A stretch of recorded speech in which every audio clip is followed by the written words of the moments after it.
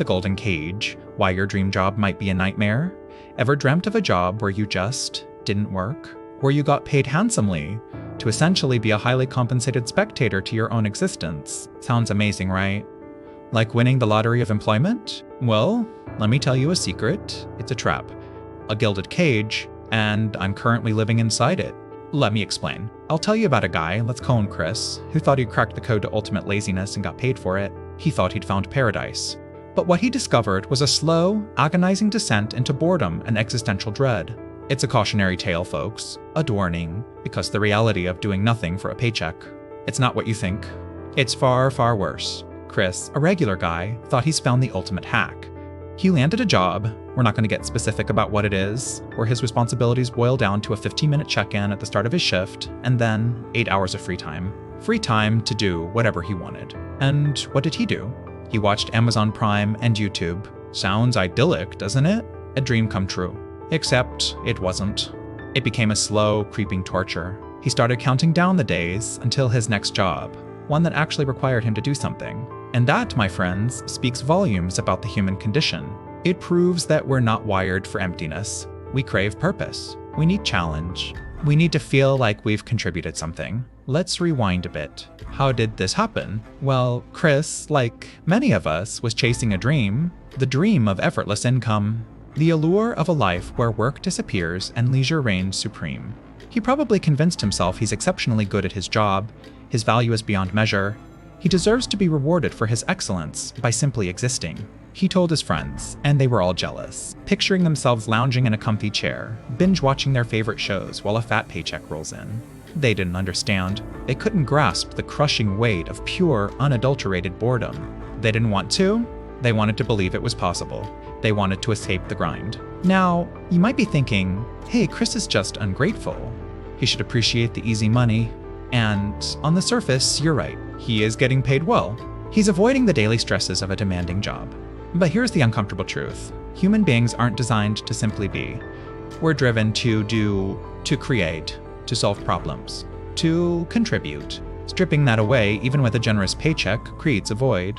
A gnawing emptiness that no amount of Netflix can fill. Chris's experience isn't an anomaly, it's a symptom. A symptom of a workforce increasingly disconnected from purpose. Think about it. We're told to chase our passions, to find work that lights us up. But the reality is, most jobs aren't inherently fulfilling. We often manufacture our own sense of purpose, finding meaning in the relationships we build with colleagues, the challenges we overcome, the impact we make. When those elements are removed, what's left? Just time, and a whole lot of existential dread. Chris essentially became a paid prisoner in his own comfort zone. He was rewarded for not working, and that in itself is a profound indictment of our modern work culture.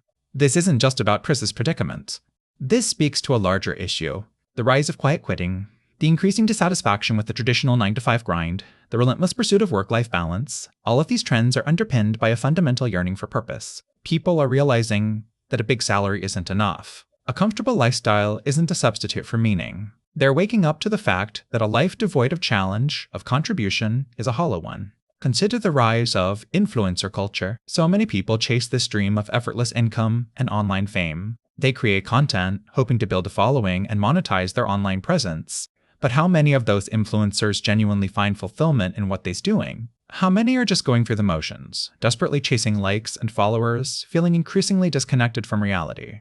They are essentially in Chris's same predicament. They're being rewarded for performing, for existing online, but it lacks genuine purpose, lacks tangible contribution. It's a digital version of Chris's golden cage. And it's not just about individual careers. Think about the rise of automation and AI. Millions of jobs are being eliminated, not because people are slacking off, but because machines can do them more efficiently. What happens to those workers? Are they simply given generous severance packages and told to find their passion? Or are they left adrift, feeling useless, feeling like their skills and experience are obsolete? This isn't about being anti-technology. It's about recognizing the potential for widespread societal upheaval if we don't proactively address the loss of purpose that comes with technological advancement. Let's compare Chris's experience to something even more extreme. Imagine a lottery winner who instantly becomes incredibly wealthy. Suddenly, they don't need to work. They can do whatever they want. Sounds amazing, right? But studies consistently show that a significant portion of lottery winners end up miserable. They struggle to find meaning, to maintain relationships, to avoid financial ruin. The absence of structure, of purpose, can be devastating. Chris, in his own way, was experiencing a mini lottery win, a reprieve from the need to work, a temporary escape from responsibility. And like many lottery winners, he found himself profoundly unhappy. So, what's the takeaway here? It's not about demonizing those who seek financial security. It's about recognizing that money isn't the answer. It's about understanding that human beings need more than just comfort and leisure. We need purpose. We need challenge. We need to feel like we're making a difference. Chris's story isn't just about a boring job. It's a cautionary tale about the dangers of pursuing a life devoid of meaning. It's a reminder that true fulfillment comes not from what we get, but from what we give. Now, this isn't to say that we all need to be saving the world. Finding purpose can be as simple as mastering a new skill, building strong relationships, volunteering in your community. The key is to actively seek out opportunities to contribute, to challenge ourselves, to make a positive impact, no matter how small. Because, ultimately, it's not the paycheck that defines us. It's the purpose we pursue. So, tell me, are you chasing a golden cage? Or are you building a life of purpose? What do you think?